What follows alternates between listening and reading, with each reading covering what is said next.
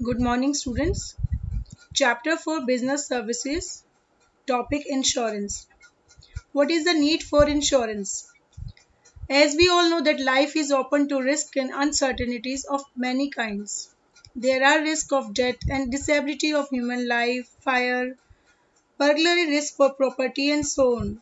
In case of occurrence of any of events, the individuals or organizations may suffer a great loss.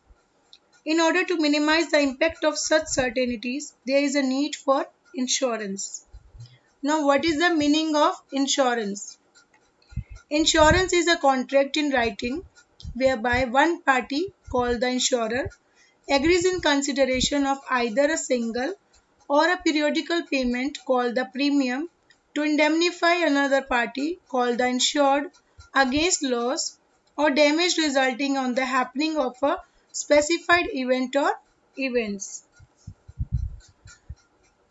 The party which promises to indemnify the loss is called insurer. The persons or the property subject to the risk is called insured. The agreement providing for insurance is called insurance policy. So insurance is a device by which the loss likely to be caused by an uncertain event is spread over a number of persons who are exposed to it. Now, what are the functions of insurance? The various functions performed by insurance are: first, providing certainty. Insurance cannot remove the uncertainty involved in the business. It provides certainty of payment when loss occurs. The insurer charges premium for providing the certainty. Second, protection. Insurance cannot stop the happening of a risk. However, it gives protection against risk of a probable loss that may arise due to happening of a uncertain event like fire, theft, natural calamities, etc. Insurance creates a sense of security to the insured. Third is risk sharing. Insurance is an agreement in which large number of people who are exposed to same risk contribute to a fund maintained by the insurance company. The premium paid by all of them is pooled, and in case of loss to any person, the compensation is paid to him out of such fund. So, by insurance company, the risk of loss can be shared among all the policy holders. Next is assist in capital formation. The fund collected by way of premium can be invested in various income generated schemes. This results in capital formation.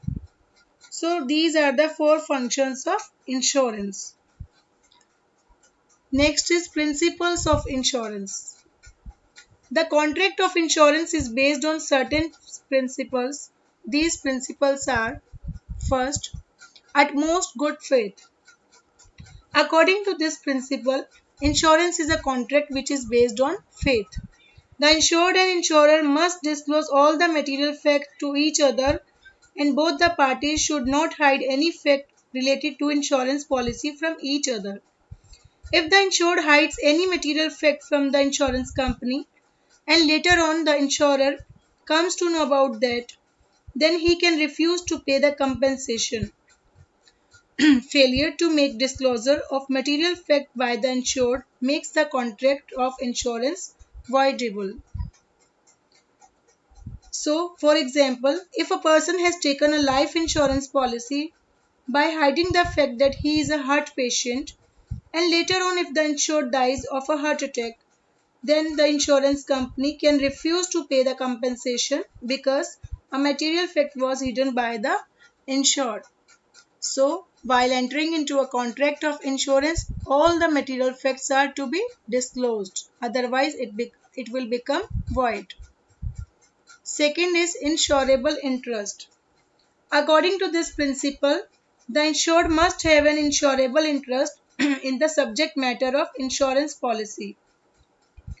Insurable interest means some economic interest in the subject matter of insurance contract. A person is said to be an insurable interest in the property if he will be adversely affected by its destruction. However, it is not necessary that the insured must own that property at the time of insurance. For example, a trustee holding property on behalf of others has an insurable interest in the property, or a person who has advanced money on the security of a house has an insurable interest on that house. Third is indemnity. All the insurance except life insurance and personal accident insurance are based on the principle of indemnity. According to this principle, insurance is not a contract of making profit. The purpose of insurance is to bring back the insured in the same financial position as he was before the loss. For example, a person insured his factory for rupees 2 lakh against fire. Due to fire, he suffered a loss of rupees 1 lakh. Then the insurance company will compensate him for rupees 1 lakh only and not the policy amount, that is 2 lakh. Why? Because the purpose of insurance is to compensate for the loss and not for earning profit. This principle is not applicable on life insurance policy. Why? Because one cannot estimate the loss due to the death of a person. Next is proximate cause or causa proxima.